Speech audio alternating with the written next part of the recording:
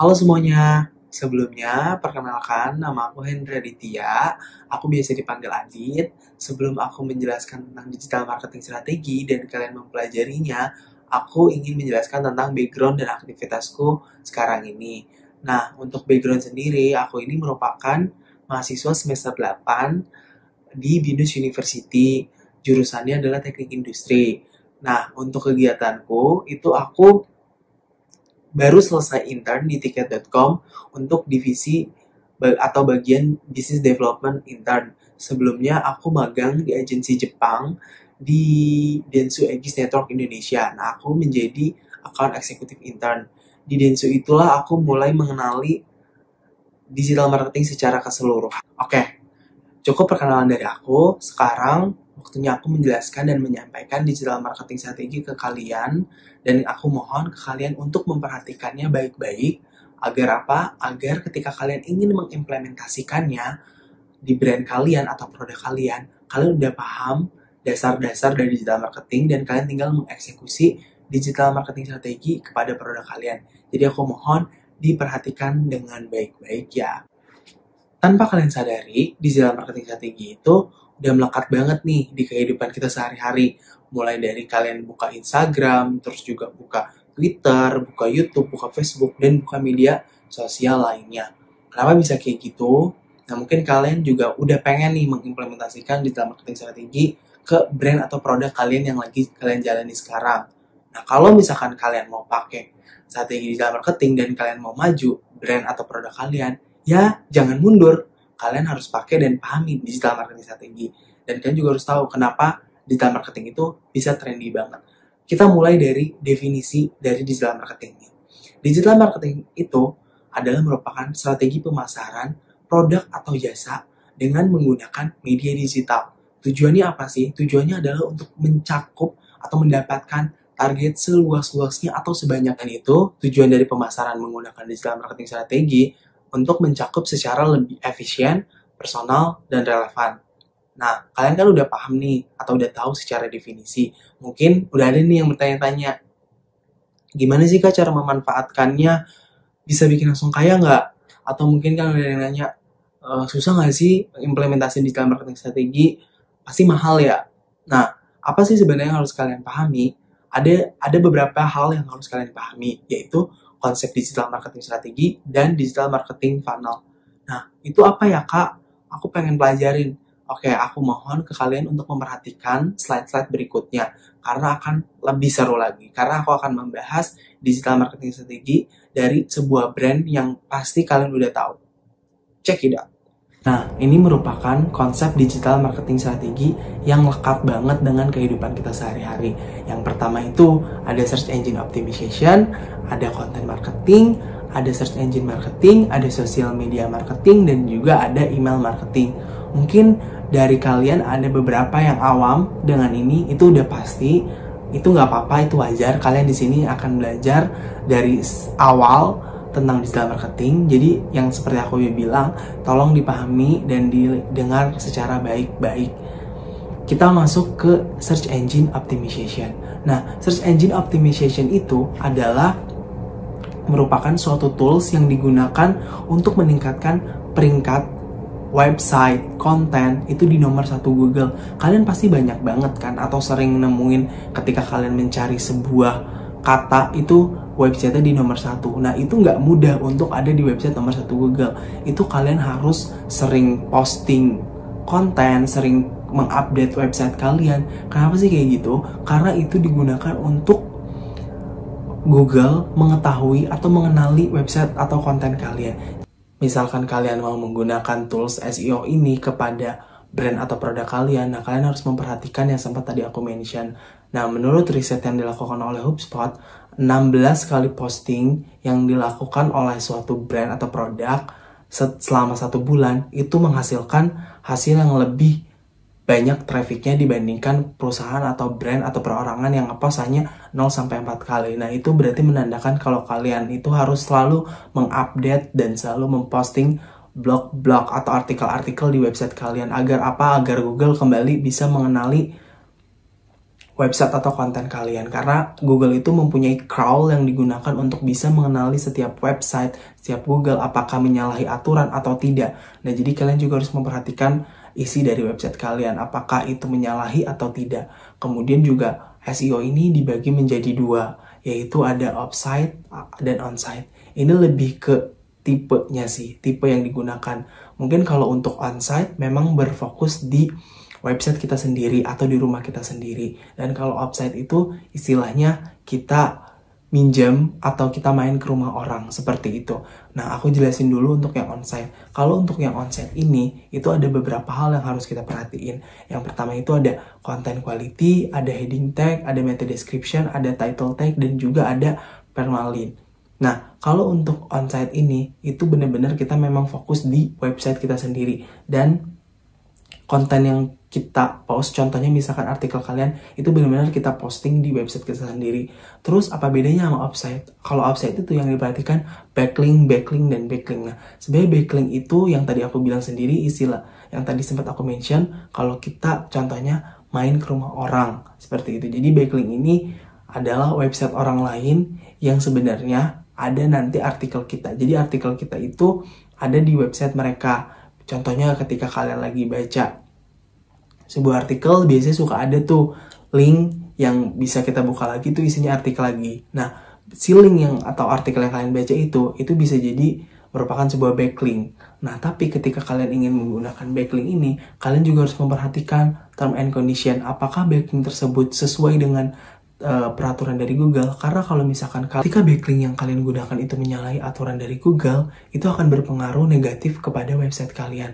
Kenapa? Karena nanti website kalian hanya bisa ditemukan oleh user ketika memang mereka mencari keyword atau website kalian secara langsung. Jadi hanya user hanya bisa menemukan website kalian ketika mereka melakukan pencarian langsung terhadap website kalian, tapi nggak bisa melakukan pencarian secara organik. Seperti itu jika kalian menggunakan backlink yang menyalahi aturan Google. Jadi kalian harus memperhatikan, baik kalian mau menggunakan onsite ataupun offsite, itu tergantung dari kalian sendiri. Kalian atau mau menggunakan dua-duanya, untuk A/B testing itu lebih bagus. Yang penting kalau untuk SEO ini, karena ini gratis, karena ini free, jadi kalian harus meningkatkan isi dan kualitas dari konten kalian. Dan kalian harus memperhatikan hal-hal yang tadi sempat aku mention, seperti itu untuk dari SEO. Nah, contohnya kayak gini deh. Contohnya itu, misalkan kalian mencari kata keyword Gojek. Nah, itu kan pasti ada tuh, muncul nomor 1, website Gojeknya. Nah, ini menandakan si Gojek ini sering melakukan update atau posting di websitenya, sehingga Google bisa mengenali website Gojek. Nah, ini tuh nggak berbayar, karena Gojek itu bisa menempati rank 1 karena mereka memang sering memposting, mengupdate artikelnya, mengupdate websitenya, sehingga Google udah kenal. Karena di Google itu ada algoritma. Jadi algoritma ini sering berubah-ubah. Nah, kita nggak tahu periodenya berapa lama perubahannya. Jadi sebisa mungkin cara untuk mendekati atau mengenal si algoritma ini itu dengan cara pendekatan kita lebih sering memposting atau kita lebih sering mengupdate website kita. Mungkin lebih baik kalian memposting konten-konten yang informatif atau edukatif untuk bisa Google mengenali lebih baik lagi. Seperti itu. Itu untuk konsep SEO. Sekali lagi, SEO ini gratis, jadi konten yang lebih diperhatikan. Masuk ke konsep kedua, yaitu konten marketing. Kalau dilihat secara definisi, konten marketing itu merupakan sebuah seni berjualan kepada audiens menggunakan konten-konten digital sebagai alat berjualannya. Nah, biasanya itu audiens nggak merasain kalau misalkan si brand itu lagi melakukan proses penjualan atau promosi ketika mereka menggunakan konten marketing sebagai salah satu digital marketing strateginya. Biasanya konten marketing itu berupa foto 2 dimensi, video, podcast, ataupun juga blogspot. Seperti yang di sampingku, ini aku contohin. Itu iklan viral dari Gojek. Nah, kalian tahu kan iklan viral Gojek itu yang cerdikiawan? Ini tuh merupakan salah satu konten marketing dari Gojek. Kalian tuh nggak sadar sebenarnya Gojek itu lagi berjualan. Nah, itu kan kalau di konten marketing itu berupa ada storytelling, yang menggambarkan tentang keadaan yang memang relevan, seperti orang-orang kreatif yang ada di iklan Gojek. Nah ini tuh di YouTube ya, langsung bisa dilihat sendiri kalau penontonnya itu sampai 113 juta, dan itu baru di channel YouTube dia aja. Mungkin juga si iklan viral ini sempat ada di YouTube Ads seperti itu.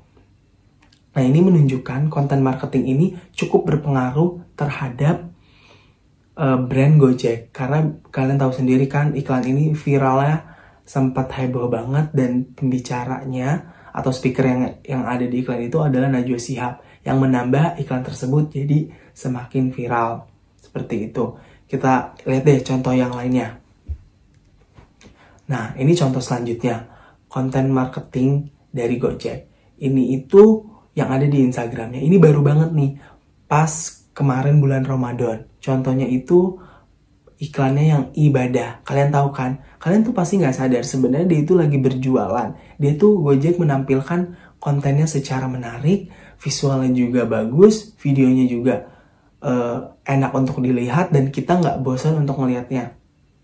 Kalau dari yang aku alami seperti itu, sebenarnya dia itu lagi berjualan produk-produk atau fitur-fiturnya dia. Jadi menggambarkan kalau fiturnya dia ini bisa membantu kita nih dengan keadaan yang lagi relevan sekarang. Emang lagi nggak bisa kemana-mana, nggak boleh kemana-mana. Seperti yang tadi aku sempat bilang, kalau digital marketing itu strategi pemasaran yang cukup relevan. Jadi konten marketing dari Gojek ini memang lagi relevan banget, karena kita nggak bisa kemana-mana. Jadi udah, kalian bagi-bagi THR-nya dengan fitur ibadah dari Gojek itu. Seperti itu. Gak bisa kalian lihat sendiri, jumlah viewersnya aja melalui Instagramnya aja itu 2 juta. Belum lagi ditambah dia menggunakan platform yang lain. Kemudian ada konsep yang ketiga, email marketing. Nah, kita lihat dulu secara definisi. Email marketing itu adalah salah satu bentuk pemasaran digital yang menggunakan email sebagai alat pemasaran satu-satunya. Nah, biasanya itu email sendiri itu bisa berupa berbagai jenis konten. Bisa mulai dari memberikan promosi, terus juga ada memperkenalkan fitur, atau yang lainnya. Seperti itu. Kita juga pasti mengalami kan. Mungkin kalian yang pernah pakai Gojek nih, kan pernah dapat juga kan email yang kirim GoPay ke bank gratis. Nah ini salah satu strategi digital marketing menggunakan tools email marketing. Jadi biasanya itu lebih memperkenalkan promosinya atau ada fitur-fitur baru. Produk-produk lainnya pun sekarang pasti selalu melalui ngeblast lewat email. Misalkan kalian lagi jalan ke mall, terus kalian nanti disuruh isi email, nah itu tiba-tiba nanti di blast terus. Nah itu kan merupakan salah satu strategi di dalam marketing. Jadi mungkin kalau misalkan ada promo yang menarik, pasti kalian akan menjadi pembeli atau menjadi pelanggan. Dari mulai yang kalian cuman hanya ngelihat tapi karena tertarik, jadi nggak beli produk mereka. Nah ini salah satu digital marketing strategi yang semua brand udah pasti menggunakan ini. Masuk ke konsep yang keempat, social media marketing. Kita lihat dulu secara definisi dari social media marketing ini. Nah, social media marketing ini adalah proses marketing yang dilakukan lewat media sosial. Biasanya itu media sosial yang digunakan adalah Instagram, Facebook, ataupun Twitter. Nah, strategi menggunakan social media marketing ini ada 2 jenis. Ada yang iklan berbayar, ada juga yang organik. Nah, kalau untuk yang berbayar itu ada Instagram Ads, ada Facebook Ads, ada YouTube Ads. Nah, kalau misalkan yang organik itu yang benar-benar memang mengandalkan konten, nah biasanya itu digunakan untuk mendapatkan, mempertahankan, ataupun juga meningkatkan followers. Mungkin di antara kalian ada yang beranggapan apakah social media marketing ini sama dengan konten marketing. Ini berbeda. Kalau misalkan di konten marketing itu biasanya visualisasinya itu dengan menggunakan video, podcast, ataupun blogspot. Nah, kalau misalkan social media marketing itu ini contohnya. Nah, ini salah satu contoh penggunaan sosial media marketing yang dilakukan oleh Gojek. Itu yang media sosialnya untuk di Twitter. Nah, itu dia berupa poster. Nah, itu kontennya itu tentang produknya dia. Atau misalkan yang kalau nggak hard selling itu lebih kayak konten informatif. Seperti itu. Nah, contoh yang di Instagram deh. Ada tuh, tebak makanan yang diucapkan musafir. Nah, itu kan sebenarnya strategi dia untuk orang mau menggunakan GoFood kan ketika mereka mendapatkan tebak kata itu, mungkin contohnya martabak. Nah, mungkin ada aja orang yang ke-trigger jadi pengen beli martabak. Jadi aja mereka buka GoFood. Nah, ini tuh biasanya sih sebenarnya kalau untuk sosial media marketing itu lebih untuk mempertahankan, meningkatkan followersnya. Tapi kalau misalkan sampai ke tahap penjualan, itu malah akan lebih bagus seperti itu. Ini untuk contoh dari sosial media marketing. Nah, biasanya itu menggunakan konten untuk meningkatkan engagement. Engagement itu apa sih? Engagement itu ada komen, ada likes, terus juga ada retweet, ada share, ada love kalau di Twitter. Seperti itu. Kalau di Facebook itu ada reaction yang misalkan ngasih jempol oke, atau senyum, ketawa, sedih. Kalau yang ini merupakan salah satu contoh sosial media marketing yang iklan berbayar. Jadi, ini pakai Instagram Ads. Nah, kalian pasti sering banget tuh kalau misalkan lagi nge-scroll IG itu tiba-tiba ada yang tulisan sponsor. Nah, itu tuh dia bayar ke Instagram, bayar jasa ke Instagram untuk mengiklankan produk mereka. Nah, bisa dilihat sendiri kan? Nah, ini tuh biasanya iklan ini muncul tergantung dari behavior kalian. Misalkan kalau misalkan kayak ini kacamata, berarti sebelumnya user itu melakukan pencarian tentang kacamata atau sempat melakukan pembelian seperti itu. Jadi udah ada nih behaviornya. Jadi Instagram bisa nge-customize setiap produk-produk yang sesuai dengan target dari si produknya itu. Konsep terakhir adalah search engine marketing. Search engine marketing ini sendiri adalah SEO yang berbayar. Karena ketika sebuah brand atau produk menggunakan SEM ini, mereka harus mengeluarkan biaya. Tidak seperti SEO yang benar-benar mengandalkan konten.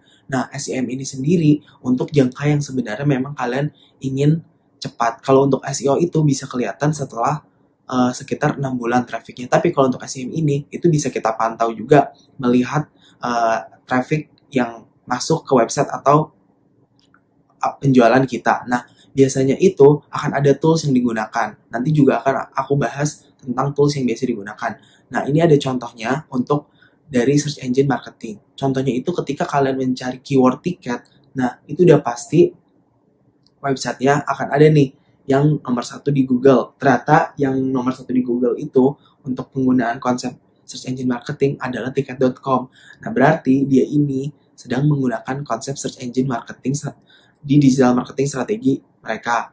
Itu ada perbedaannya dari SEO. Nah, kalau si SEM ini akan bertuliskan ads. Ini menandakan bahwa ini adalah salah satu search engine marketing. Jadi jelas berbeda ya dengan SEO. Kalau SEO itu benar-benar mengandalkan konten dan trafficnya itu organik. Kalau misalkan SEM itu kita bayar ke Google, kemudian kita bisa dapat trafficnya dengan cepat.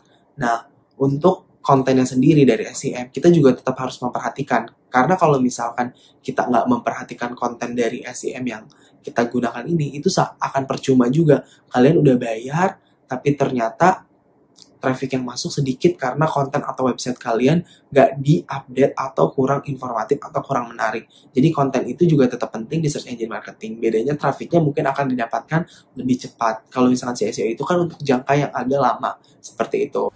Itu adalah konsep-konsep dari digital marketing. Harapanku dengan kalian memahami konsep digital marketing ini, kalian nanti bisa paham tentang digital marketing strategi yang memang benar-benar cocok dengan brand atau produk kalian.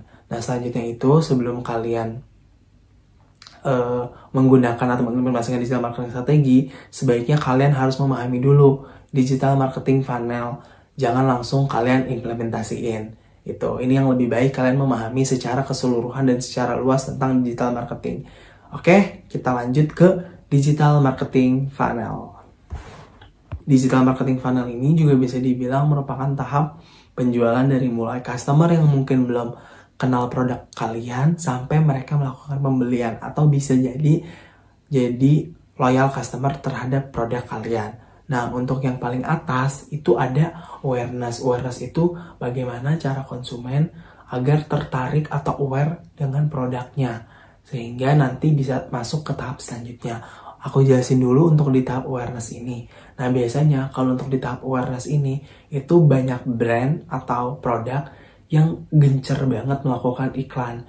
Bisa dari mungkin search engine marketing atau juga search engine optimization, atau sosial media marketing. Bisa juga merupakan yang isinya nanti ada postingan tentang storytelling. Nah itu karena kan di awareness ini tahapan awal di mana audiens itu mau dulu nih ngeklik, mau dulu ngelihat iklannya. Di tahap ini memang benar-benar audiens itu dibuat tertarik dulu untuk masuk ke tahap selanjutnya. Bisa dengan ngeklik, dengan nge-view, itu juga udah merupakan salah satu dari bagian awareness. Nah, oleh karena itu biasanya di bagian awareness ini, brand dan produk itu gencar banget mempromosikan atau mencari awareness dari setiap customer. Kayak gitu. Jadi kan kalian nanti bisa mengimplementasikan terhadap produk atau brand kalian ke depannya dengan digital marketing strategi yang udah aku jelasin. Seperti itu. Nah, kemudian ada tahap kedua, itu ada consideration. Consideration itu udah mulai nih, konsumen udah mulai tertarik dengan produk kalian, tapi mereka masih belum yakin. Nah, biasanya di consideration ini, customer mulai mencari-cari produk kalian. Bisa di Google, bisa di review, bisa dilihat dari rating. Contohnya misalkan ketika kalian pengen beli sepatu, nah biasanya tuh customer pasti ngeliat dulu nih reviewnya, apakah sepatu ini bagus, apakah dia bahannya juga awet, gimana sama harganya, seperti itu. Dia udah mulai tertarik, tapi dia masih mencari-cari, seperti itu. Aku pun sendiri sebagai user, biasanya sebelum aku membeli sesuatu, itu aku pasti ada di tahap consideration. Jadi nggak dari aware langsung beli, tapi aku ke consideration, aku tertarik dan aku mulai mencari. Mungkin kalian juga seperti itu, kalian akan menanyakan gimana produk yang akan kalian beli, karena ini menurutku penting. Nah, di sini sebagai brand atau produk, kalian harus lebih lagi nih meyakinkan kenapa mereka harus membeli produknya. Biasanya itu dengan apa? Dengan review itu, dengan bikin blog atau videonya itu bisa aja kalian bisa tutorial, atau juga nanti kalian bisa cantumin testimoni dari customer-customer yang udah ada atau yang sebelumnya udah melakukan pembelian. Jadi aku yang misalkan lagi ada di tahap consideration mau membeli produk kalian, seperti itu. Nah, selanjutnya ada conversion. Conversion itu apa sih? Conversion itu adalah ada di tahap user udah melakukan pembelian.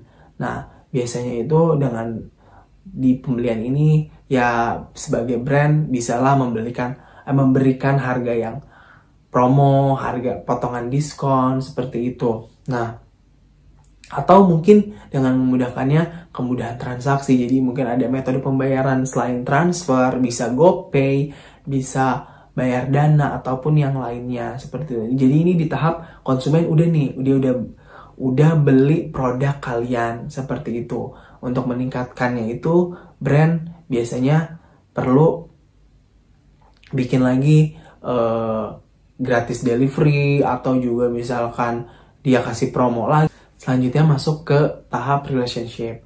Nah, ini adalah tahap dimana pembeli yang melakukan pembelian ulang terhadap produk kalian. Jadi mereka kedua kalinya atau ketiga kalinya melakukan pembelian ulang. Nah, cara untuk biar si yang pelanggan itu mau beli lagi, itu bisa dengan kalian berikan potongan harga kah, atau misalkan kalian juga beri diskon lagi, terus bisa kalian kasih konten tentang tips and trick agar si dia bisa lebih, oh ternyata produk ini bisa dipakai kayak gini loh. Misalkan kalian punya baju, jualan baju, dan nanti kalian bikin konten tentang tips and trick, jadi dia tuh mau membeli lagi produk kalian, seperti itu.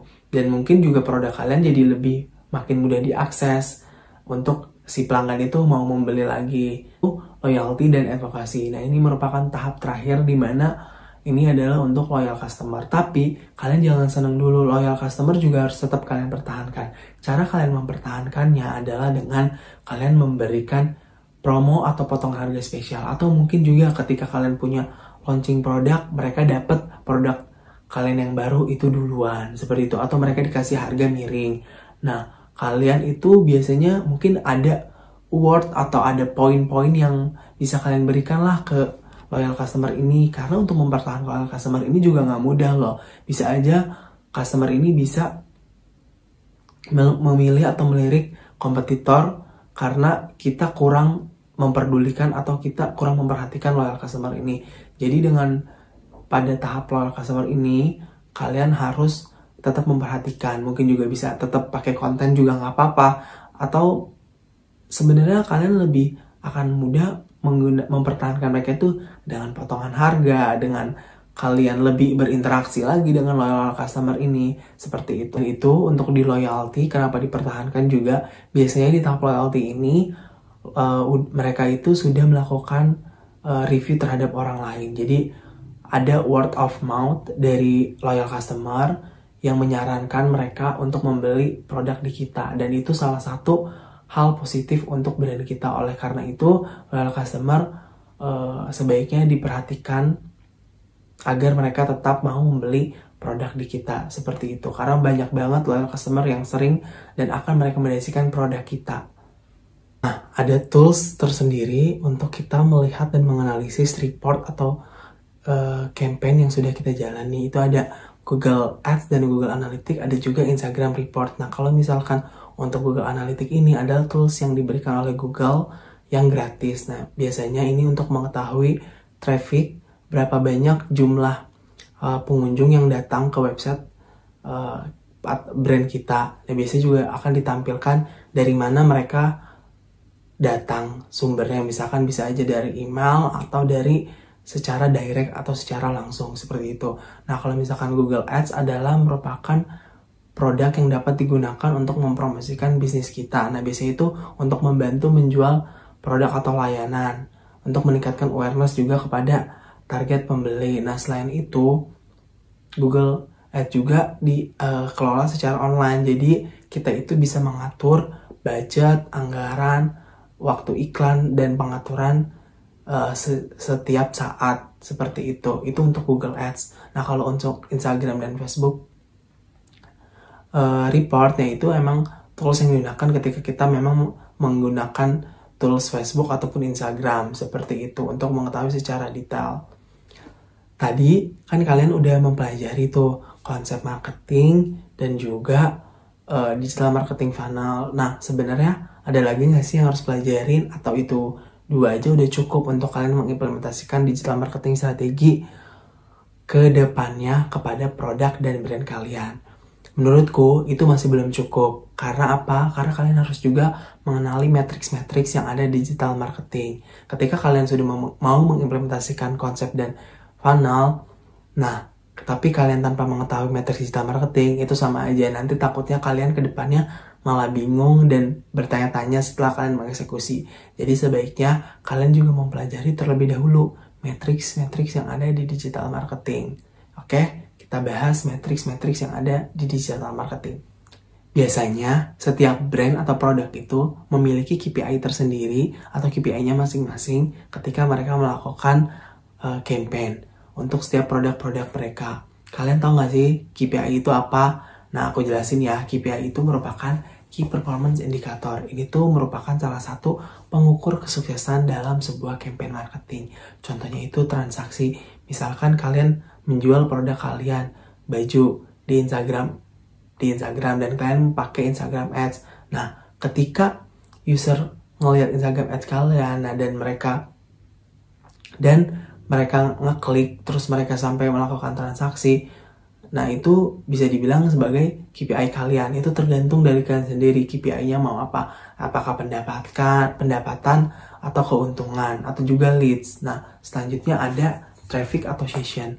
Traffic ini itu merupakan interaksi kunjungan pengguna ke website atau aplikasi. Jadi kalau misalkan kalian punya website di brand kalian, nah kalian tuh bisa tahu jumlah pengunjung yang masuk ke website kalian. Kalian mungkin bisa lihat dari pakai Google Analytics, karena di Google Analytics itu kan gratis. Jadi kalian bisa tahu interaksi pengguna itu di sana berapa banyak yang masuk, berapa banyak yang keluar, berapa banyak yang masuk setiap hari atau setiap minggu atau per bulan, seperti itu. Jadi kalian bisa tahu periode-periode ketika kalian pengen tahu, mungkin memang per periode, seperti itu. Jadi intinya traffic itu adalah interaksi yang dilakukan oleh user ke website atau aplikasi kalian. Nah, biasanya itu diukur itu dalam satu time frame selama time frame tertentu itu sekitar 30 menit. Selanjutnya adalah conversion atau action. Nah, conversion atau action ini adalah tindakan yang dilakukan oleh user atau audience atau target customer kalian terhadap produk atau brand kalian. Contohnya misalkan kalian tuh pengen si customer itu ngisi form dengan kalian bikin Instagram ads di story, terus kalian tuh pengen customer itu melakukan CTA-nya isi form dengan swipe up di Instagram ad tersebut. Nah, itu bisa dibilang satu CTA. Jadi customer udah melakukan satu call to action. Nah, itu tergantung dari kalian apakah call to action itu ada registrasi, apa ngisi form, apakah subscribe, atau juga mungkin sampai ke transaksi. Itu balik lagi ke kalian. Seperti itu, tergantung dari produk kalian dan tergantung dari campaign yang akan kalian jalani. Karena biasanya pasti bakal beda-beda dong. Seperti itu. Kemudian ada revenue. Revenue itu adalah nilai transaksi yang dihasilkan oleh sebuah campaign. Jadi gampangnya seperti ini. Ketika kalian melakukan iklan di Instagram terhadap produk kalian, contohnya produk kalian adalah baju, dan kalian itu lagi mengadakan sebuah campaign selama 1 minggu di Instagram dengan menggunakan Instagram Ads. Nah, kalian menghasilkan sekitar 20 juta dari campaign tersebut. Nah, itu adalah nilai transaksi yang didapatkan dari campaign yang kalian pakai dengan menggunakan platform Instagram, yaitu Instagram Ad. Jadi seperti itu, benar-benar nilai transaksi yang dihasilkan dari campaign yang kita jalani. Seperti itu. Selanjutnya adalah conversion rate. Nah, conversion rate sendiri itu didapatkan dari traffic dibagi dengan conversion. Nah, ini dihitung untuk menunjukkan efektivitas suatu campaign terhadap conversion. Jadi, kalau misalkan kalian lagi melakukan campaign, terus trafficnya memang banyak nih yang masuk dan melihat atau website kalian atau aplikasi kalian, tapi ternyata conversion atau action yang dilakukan audience itu kecil, itu sama aja nggak efektivitas. Jadi conversion rate-nya udah pasti nanti hasilnya akan kecil. Seperti itu. Nah, kalau misalkan kalian contohnya itu trafficnya itu sekitar ada 5.000 dan yang melakukan conversion itu sekitar 1.000. Itu kan juga lumayan kan. Ada 5.000 audiens yang masuk dan 1.000-1.000-nya misalkan komen atau registrasi atau nge-subscribe website atau aplikasi kalian. Seperti itu. Jadi conversion rate itu didapatkan dari traffic dibagi dengan conversion atau action. Nah, ini tuh untuk menunjukkan efektivitas dari sebuah campaign. Kalau misalkan nggak efektif, biasanya akan melakukan brainstorming hal apa yang akan dilakukan. Mungkin campaign-nya akan dibikin kreatif dari segi konten atau yang lainnya. Selanjutnya ada bounce. Bounce itu adalah terjadi ketika user masuk ke dalam website atau aplikasi dan keluar tanpa melakukan tindakan apapun. Contohnya ketika kalian mungkin masuk ke sebuah website lah ya, dan kalian gak ngapa-ngapain, cuma ngeliat aja. Oh ya udah, habis itu kalian keluar. Nah, itu dihitung sebagai bounce. Itu ada bounce rate. Nah, ini tuh didapatkan dari bounce dibagi dengan traffic. Nah, ini itu untuk menunjukkan kualitas dari traffic dalam suatu campaign. Nah, biasanya juga bounce rate itu dihitung menggunakan pembagian single page visit. Jadi, halaman tunggal. Misalkan kayak kalian mengunjungi sebuah website dan kalian gak ngapa-ngapain, tanpa melakukan komen, tanpa melakukan apapun. Jadi kan cuma hanya melakukan mengunjungi satu page aja. Karena kan biasanya bakal ada menu, ada menu yang lain gitu. Tapi kalian cuma ada di home. Nah, itu bounce rate. Nah, single visit. Nah, misalkan bounce rate itu didapatkan, contohnya kalian ngedapetin trafficnya itu 1.000 dan 500 diantaranya itu cuman ya udah single page visit aja. Jadi mereka masuk tanpa melakukan apapun. Traffic secara keseluruhan itu 1.000, tapi yang tidak melakukan apapun sekitar 600. Nah, itu bounce rate kalian jadi 60%. Nah, ini menunjukkan kalau website kalian atau strategi kalian kurang tepat. Karena bounce rate ini kalau hasilnya semakin besar itu kurang baik. Maka dari itu bounce rate itu akan semakin baik kalau nilainya itu kecil. Bounce rate yang baik itu yang ada di bawah 20%. Sebenarnya di atas 20% juga masih it's okay, tapi nggak melebihi sekitar 30%-an kayak gitu. Tapi kalau misalkan kalian emang mau bagus banget ya better di bawah 20%. Memang agak sulit tapi jangan sampai kalian lupa kalau ada strategi digital marketing, SEO atau strategi yang lain. Dan kalian juga menghitung bouncer itu nggak manual kok. Ada toolsnya yang tadi sempat aku sebut, yaitu Google Analytics. Dan tools Google Analytics itu kan juga gratis, jadi kalian bisa pakai untuk mengetahui kualitas dari website kalian atau strategi campaign yang kalian lakuin terhadap produk kalian. Seperti itu. Selanjutnya itu ada cost. Nah, cost itu adalah jumlah biaya yang kita keluarkan dalam sebuah campaign. Misalkan kalian melakukan campaign di Instagram, di YouTube, atau mungkin juga pakai SEM. Nah, itu termasuk cost. Nah, itu tergantung dari kalian berapa budget untuk bayar ads di masing-masing platform, seperti itu. Kemudian juga ada impression. Apa sih sebenarnya impression? Mungkin kalian ini udah lumayan dengar kali ya, karena di Instagram kalian pasti juga udah ada yang banyak yang bisnis, dan impression itu bisa dilihat. Nah, impression itu adalah berapa kali sebenarnya iklan kita ditayangkan kepada audiens. Misalkan impressionnya itu ada sekitar udah 2000. Nah, tapi belum tentu 2000 itu berarti 2000 akun. Bukan. Impression itu adalah seberapa kali iklan kalian benar-benar dilihat. Gitu. Jadi bisa aja ada satu orang yang melihat sampai 3 kali, 5 kali, 10 kali. Nah, untuk metrik selanjutnya adalah klik. Nah, kalau klik ini adalah merupakan penghitungan itu berapa kali sih sebenarnya iklan kita diklik oleh potential audience. Mungkin ketika kita pasang Instagram Ads, nah itu nanti biasanya akan kelihatan di reportnya jumlah klik yang ngeklik iklan kita lewat Instagram Ads itu ada berapa. Mungkin kalian mendapatkan 80 ya, berarti itu 80 klik sekalian. Tapi kalau misalkan impression kalian banyak tapi klik sedikit, nah mungkin kalian bisa mengatur atau mengubah strategi kalian agar audiens itu mau ngeklik dan ngelihat profile kalian dulu dan semakin tertarik dengan produk kalian yang kalian iklankan, seperti itu. Jadi kalau misalkan memang nanti hasilnya kalian kurang baik, itu bisa kalian atur strateginya, seperti itu. Nah, selanjutnya itu ada CTR. CTR itu adalah merupakan click through rate. Nah, ini itu didapetin dari impression dibagi dengan klik. Kayak gitu caranya. Terus juga ada CPC. CPC ini juga merupakan salah satu metrik, jadi cost per click. Nah, kalau CPC ini adalah biaya yang dikeluarkan untuk mendapatkan satu klik. Biasanya ini itu ada beberapa brand, mungkin banyak juga yang pakai matrix ini. Jadi CPC, mereka akan bayar ke Google atau ke Facebook atau ke Instagram ketika iklan mereka benar-benar diklik oleh setiap audiens. Nah, biasanya itu harga satu kliknya itu bisa Rp10, Rp20, itu macam-macam, tergantung dari brandnya. Kalian juga mungkin kalau mau pakai bisa aja.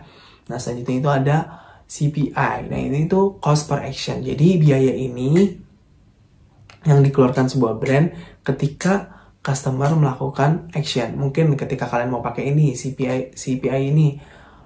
Oke, saya mau pakai CPI ini. Jadi conversionnya itu ada actionnya itu mereka melakukan regis. Jadi ketika kalian bikin iklan, terus yang ngisi regis itu sampai 10, berarti yang akan bayar itu cuma 10 orang. Nah, untuk CPI-nya itu kalian bisa tentuin sendiri dari awal itu mau berapa tiap orang yang bayar. Misalkan Rp50 kah, atau Rp100, atau 100 perak, atau 1000, kayak gitu. Jadi benar-benar iklan kita baru bayar ketika memang audiens itu melakukan action, kayak gitu. Actionnya itu tergantung dari brand atau campaign kalian. Bisa aja transaksi, bisa aja registrasi, bisa aja ngisi form, ataupun subscribe aja.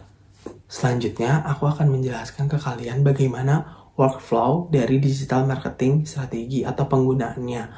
Nah, ini dilihat dari objektif dan strateginya. Ada 4, yaitu defining targeting, content creation, campaign execution, dan measure and learn. Yang pertama itu defining targeting. Ini tuh target awal. Nah, kita tuh harus tahu siapa audiens kita, apa behavior mereka.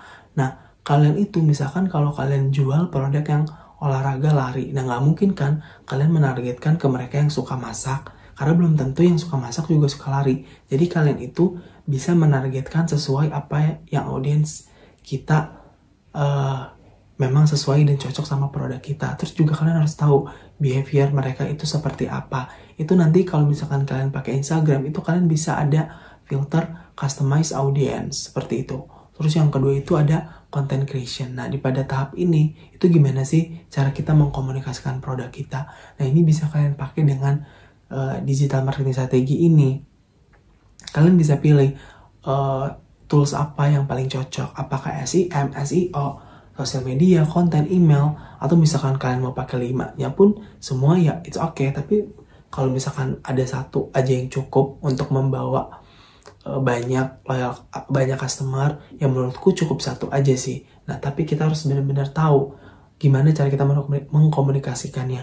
Nah, ini juga kalian juga harus memperhatikan gimana cara kita menyampaikan pesannya. Apakah dengan ide konten storytelling, atau tentang bikin tips and trick, informatif, atau tentang iklan yang memang punya makna atau value yang sesuai dengan audiens yang pernah alami, mungkin mengingat masa kecil atau seperti apa gitu. Jadi kalian banyak-banyak brainstorming sebelum melakukan content creation seperti itu, karena ini akan berpengaruh untuk ke tahap selanjutnya. Kemudian ada campaign execution. Nah, ini itu eksekusi campaign kita. Nah, ini dengan strategi yang tadi kita buat di content creation. Nah, ini tuh kita tentuin mau ke platform mana yang kita pakai. Apakah Instagram, apakah YouTube, atau dan yang lain. Seperti itu. Pokoknya ini disesuaikan dengan memang target kalian. Kalau misalkan kalian mau pakai secara keseluruhan, ya nggak apa-apa, nggak ada larangan. Tapi kalian juga harus lihat kalau misalkan kalian masih kecil brandnya, menurutku masih aku sarankan tetap untuk coba pakai Instagram Ads dulu, karena di Instagram Ads itu juga lebih simpel. Nah, selanjutnya ada Measure and Learn. Ini tuh lebih ke report. Jadi di sini adalah kalian harus memahami plan dan result yang kalian dapat. Jadi kalau misalkan kalian udah bikin plan, terus kalian udah eksekusi, kalian terus mendapatkan result, kalian tuh harus paham resultnya itu seperti apa. Nah, kalau misalkan result udah didapat, terus ada hal atau campaign yang nggak sesuai dengan KPI kalian atau nggak mencapai target, nah ya udah, kalian itu bisa pelajarin kenapa, apa kalian tuh bisa identifikasi kira-kira apa nih yang kurang pas sehingga hasilnya kurang baik. Dan kalau misalkan ada campaign yang hasilnya baik dan udah mencapai target dan melebihi, ya itu lebih baik dipertahankan dan mungkin bisa tetap ditingkatkan seperti itu. Karena kan behavior user itu beda-beda dan bisa aja berubah-berubah. Di zaman digital ini kita itu harus serba cepat tanggap, karena kan setiap perubahannya itu lebih cepat ya. Seperti itu. Itu untuk workflow dari digital. Mungkin kalian juga sering banget nih nemuin UMKM atau lokal brand di Instagram kalian yang melakukan digital marketing dengan menggunakan Instagram Ads untuk brand atau produk mereka. Nah, alasannya itu kenapa ya? Kita bahas di slide selanjutnya. Yang pertama itu harganya itu cukup murah. Di Instagram aja kalian udah bisa mengiklankan produk kalian itu dengan harga minimal 10.000. Yang terakhir aku cek. Jadi kalian misalkan punya budget 100.000 pun itu bisa, dan nanti itu kalian bisa tahu estimasi kira-kira berapa yang akan yang didapat dari campaign kalian. Misalkan kalian mau 100.000 selama 5 hari. Nanti Instagram akan menunjukkan forecasting dari perkiraan mereka untuk campaign kita. Misalkan, mungkin ada 20.000 yang akan ngelihat iklan kita, seperti itu. Dan kalian juga bisa customize sendiri kalau kalian menggunakan digital marketing strategi, dan ini tentu saja memudahkan brand kalian. Kemudian juga yang dibutuhkan itu hanya skill. Itu alasan lain kenapa lokal brand dan UMKM yang menggunakan digital marketing sampai brand besar juga pakai. Itu karena apa? Karena fun untuk dilakukan. Kenapa? Karena ini tuh baru, terus juga masih interaktif, dan ini tuh kreatif. Jadi kalian tuh bisa tahu hasilnya secara langsung. Sehari pun itu kalian udah tahu nih result dari campaign kalian itu seperti apa. Kalian bisa tahu behavior dari user itu gimana. Jadi kalian akan terus bisa menganalisa seperti itu. Itu adalah merupakan dua alasan kenapa digital marketing itu banyak dan ngetren banget sekarang ini digunain. Jadi kalau misalkan kalian mau pakai, kalian harus mempelajari lagi tools-tools apa yang memang cocok dengan produk atau brand kalian. Jangan sampai kalian salah menggunakan tools, dan kalian harus ingat workflow dari digital marketing itu. Yang pertama ada defining targeting, terus juga ada content creation, ada campaign execution, dan ada measure and learn. Aku reminder lagi ke kalian, jadi kalian itu harus tahu dulu produk kalian, target audience kalian, dan tujuan kalian itu mengkampanyekan iklan kalian itu seperti apa. Untuk call to action-nya misalkan untuk form atau transaksi seperti itu. Menurut aku udah waktu yang pas sekarang ini kalian pakai digital marketing strategi di produk atau brand kalian. Meskipun memang mungkin produk atau brand kalian masih kecil, nggak apa-apa. At least kalian udah coba dan kalian bisa tahu. Karena kan tujuan dari digital marketing strategi ini memang mendapatkan target audience yang lebih luas dan relevan, dan juga sesuai dengan produk yang kita ingin jual. Seperti itu. Kalian gak akan tahu hasilnya kalau kalian gak akan pernah nyoba. Jadi kalian harus coba untuk pakai digital marketing strategi. Sekarang ini banyak banget YouTube yang menampilkan YouTuber yang ngasih tahu cara untuk menggunakan Instagram Ads, Facebook Ads, atau juga mengoptimize di SEO atau bahkan sampai di SEM. Jadi good luck untuk kalian semua. Semoga kalian bisa memahami setiap hal-hal yang aku tadi jelaskan di digital marketing strategi ini. Mungkin kalian juga bisa ngecek dari Instagram Gojek atau Instagram e-commerce atau startup lainnya, karena mereka itu biasanya menggunakan konten marketingnya sangat bagus-bagus. Banyak untuk semuanya, dan sukses selalu, dan tetap jaga kesehatan selama era new normal ini. Selamat mencoba digital marketing strategi di brand dan produk kalian, dan good luck di kemah budayanya.